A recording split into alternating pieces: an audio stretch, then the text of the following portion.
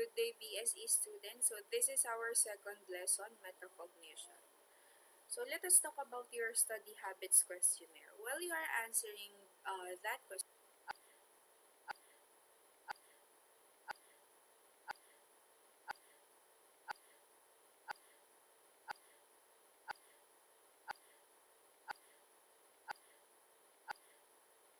do you exert effort in subjects that you are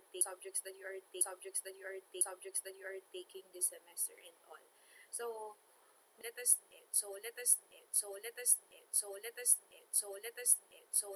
dig some information about metacognition. So when we say metacognition, the first thing that comes into your mind is thinking about thinking or learning how to learn. So this term, metacognition, was coined by John Flabel, and it consists of both metacognitive knowledge and metacognitive experiences or regulation. Just like learning, it is a combination of knowledge and experiences. So when we say metacognition, it refers to higher order thinking, which involves active awareness and control over the cognitive processes engaged in learning. So when we are using our metacognition, we are also using our higher order thinking skills with the combination of active awareness and cognitive processes that is engaged in learning. Ano nga ba yung mga cognitive processes? These are the things that requires you to use your mental processes.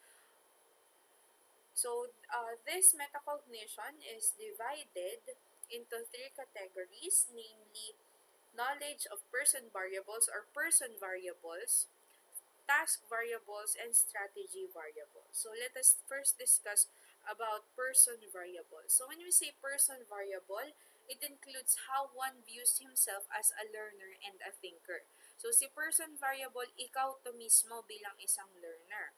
So it refers to knowledge about how human beings learn and process information, as well as individual knowledge of one's learning process. Please remember, class, when we say person variable, it is how one views himself as a learner and thinker. And also remember this phrase that person variable tells about how human beings learn. For example, you are aware that you study better in the evening rather than studying in the morning, or you are that kind of learner na mas gustong mag-aral while listening to the music, or meron din namang mga learners na mas gusto yung tahimik na lugar while he is reviewing or studying. So that is person variable. How human beings learn. Paano ka natututo? Next one is task variable. So it includes knowledge about the nature of the task as well as the type of processing demands that it will take place upon the individual. So it is knowing what exactly needs to be accomplished, ano yung difficulty, and ano yung kind of effort na kailangan mo para magawa yung isang task. Again, when we say task variable, remember, it is about knowing what exactly needs to be accomplished. For example, you are given a task to do an assignment. So that is the task, to do an assignment. Or like, let's say for example, you have a project. So doing that project is your task. And then the third category is the strategy variables. So when you say strategy variables, it is the awareness of the techniques or strategy that you are going to use to learn a topic and evaluating whether this strategy is effective. Remember, class, na hindi lahat ng strategy will work on everything. So there will be strategy that will work for a certain subject, and meron din namang mga strategy na mag-work lang para sa, like, let's say for example, you are studying an English subject. So for you to study, like let's say for example, you want to learn how to speak fluent English. So what will be your strategy to use whenever you want to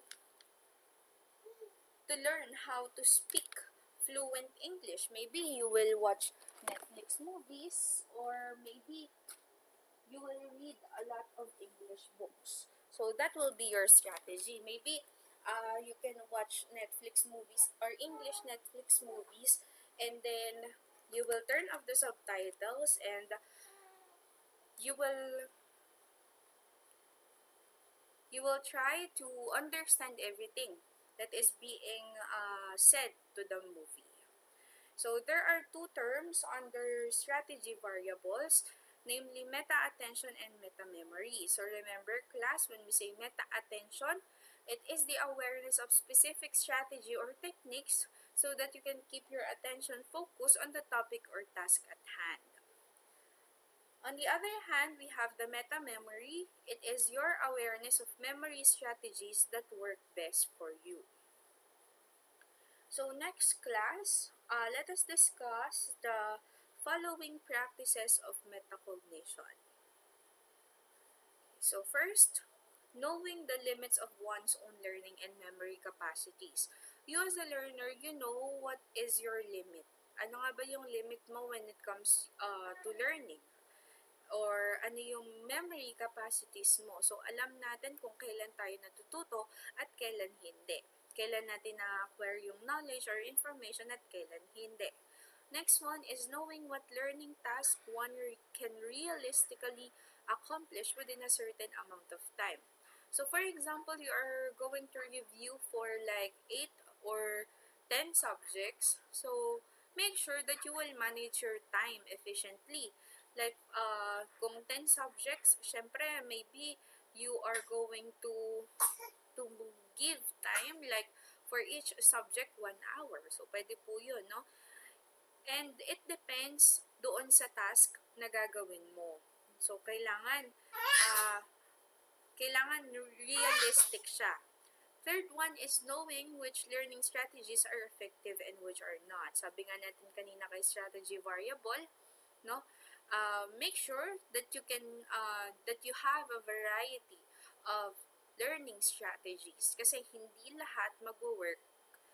Hindi iisang strategy ang mag-work para sa lahat ng task na gagawin mo. Next is planning an approach to a learning task that is likely to be successful. Siyempre, when we are doing something, we are drawing a plan. Pinaplano natin kung paano natin gagawin, not just the time na ibibigay mo to accomplish that learning task, but also kung paano mo siya gagawin. Next one is using effective learning strategies to process and learn new materials. Again, this is all about strategies na gagamitin mo. Next, number 6, monitoring one's own knowledge and comprehension. In other words, knowing when information has been successfully learned and when it is not. Just like in number 1, sabi nga natin, alam natin kung kailan tayo natututo. Alam natin kung kailan natin na-acquire. Diba, meron ng mga bagay na kahit paulit-ulit mong aralin, merong time na hindi mo talaga siya matututunan.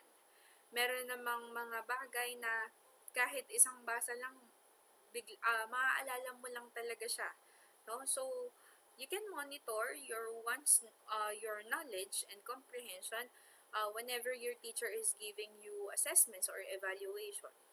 Next is using effective strategies for retrieval of previous stored information. So, hindi lang yung strategy para ma-process, hindi lang yung strategy para gawin yung isang task, kailangan meron din tayong strategy para ma-store yung information or yung knowledge na kailangan natin. And yung strategy para retrieve natin iyon, para mas ma-remember natin siya. 8 is knowledge is said to be metacognitive if it is keenly used in a purposeful manner to ensure that a goal is met. Masasabi nating metacognitive ang isang knowledge kapag ginagamit natin siya ng tama. At alam natin na yung goal na ina-attain natin ay nasa maayos na kalagayan. So, masasabi natin na yung knowledge ay metacognitive kapag nagagamit natin ito ng tama at maayos. So, for example, ng metacognitive or practices of metacognition, so a student may use knowledge in planning how to do a homework. So, let us have this example. So, I know that I I is the person variable, have more difficulty with my science assignments than English and find the Araling Panlipunan easier. So, ano yung task variable ni student to do assignment in science, English, and Araling Panlipunan? So, what will be the strategy?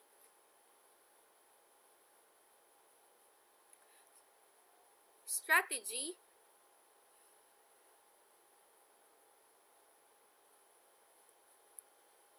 is to do homework in science first since mas difficult yun para sa kanya, and then English, and then Araling.